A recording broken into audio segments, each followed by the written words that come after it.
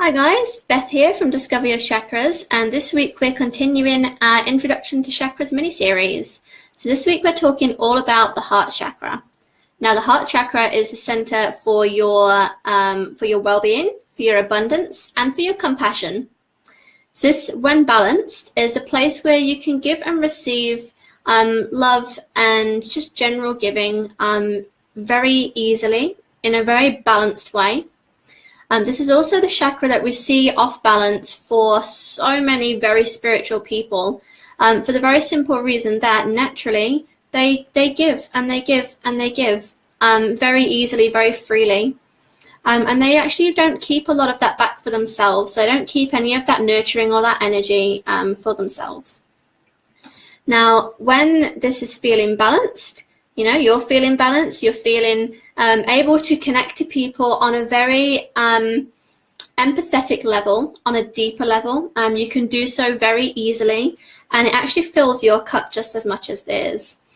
Now, when these people have their unbalanced chakra, when they're not able to stop giving, they very often can become very oversympathetic to other people's problems.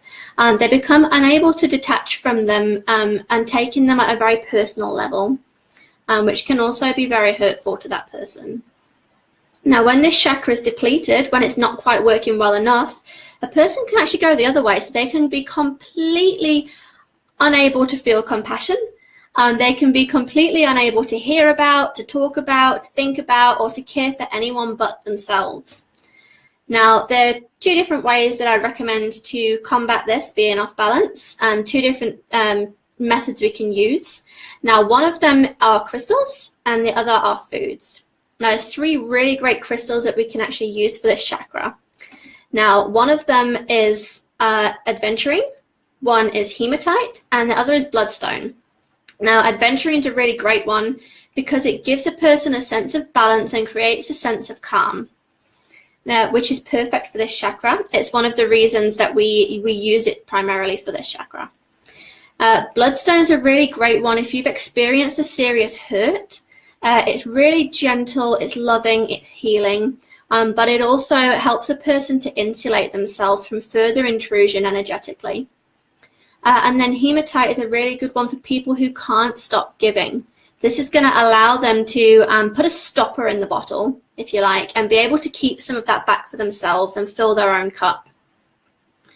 Now, this chakra is a very important one in terms of you being able to balance yourself, to balance your give and take, because when you give and you don't keep any for yourself, you're very quickly energetically zapped.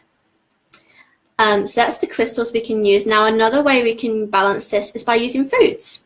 And the best foods for this chakra are, we have strawberries, grains, couscous, cherries, plums, soybeans and proteins, which is really good for vegetarians. You know, I'm thinking tofus, lentils, pulses, things like that.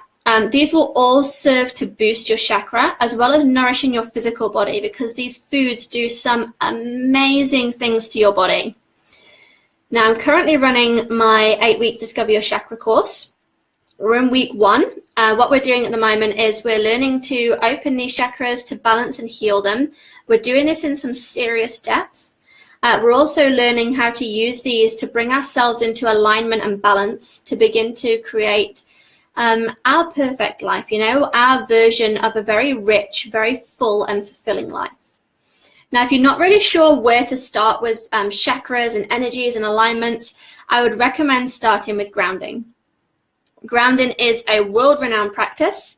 I've written a free guide that you can grab that is going to help you ground yourself. It's going to help you find your center and your calm. It's going to help you add energy and lift yourself in as little as 2 minutes a day. So it's really great if you're pushed for time and you really need that calm and you really need that boost. I've never known anyone do it the way that I do it. There's also a full ground in there, and I have never heard of anyone who grounds in the same way I do. Which I think is pretty cool. It's pretty unique. I've had one lady in my group that tried this way of doing it, and she was very pleasantly surprised. She was feeling quite depleted, quite energetically zapped, and after doing this said she felt very light, very uplifted, very energetic, which was also really good for me to hear. So you can grab that either in the link at the video or at discoveryourchakras.net/chaos. This is, like I say, a world-renowned practice. It's going to help you center. It's going to help you feel amazing. So go ahead, grab that and dig in. Another project that I've got in the pipelines that I'm just finalizing the details of, we'll have more information about that in my free group and in the mailing list. So if you're keen to be in the know about what that new project is, when it's launched and potentially jump on the pilot of that, head over to the group or download my grounding guide, or both.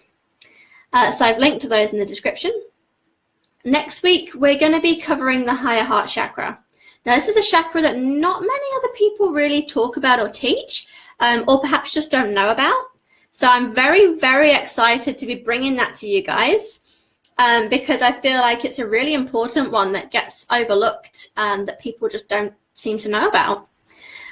So we'll be talking about that a little bit more on Monday. I'll be bringing a few little snippets and sneak peeks through to the page. In the meantime, have a fantastic, fantastic weekend. Take care, and I will speak to you on Monday. Bye, guys.